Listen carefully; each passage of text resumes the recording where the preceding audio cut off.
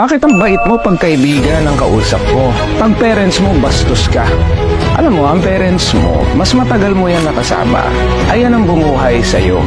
Bakit sa parents mo, hindi mo binibigay yung tamang respeto?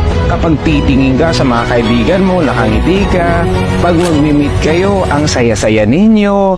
Kinakamusta mo, parents mo hindi mo makamusta. Bastos ka pang magsalita. Hindi ka nga makalabas sa kwarto, hindi mo makausap eh.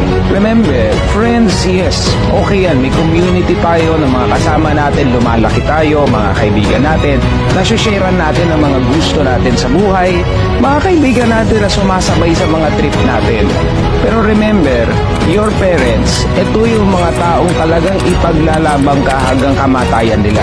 In fact, sa sobrang mahal na mahal ka niyan, kahit ikaw nga mismo hindi mo sila kinakausap, nasa isip ka pa rin yan. Kung sa kasal may sinasabi nila till death do us part, ang mag-asawa naghihiwalay pa. Pero alam mo, ang connection mo at ng mga magulang mo ay hindi mawawala. Sasamahan ka talaga ng parents mo hanggang sa kamatayan nila. In fact, willing pa nga yang ialay ang buhay niyan para sa'yo. Kaya sana kung ikaw ay mabait sa mga kaibigan mo, mas triple times 5 times 10 sa mga magulang mo.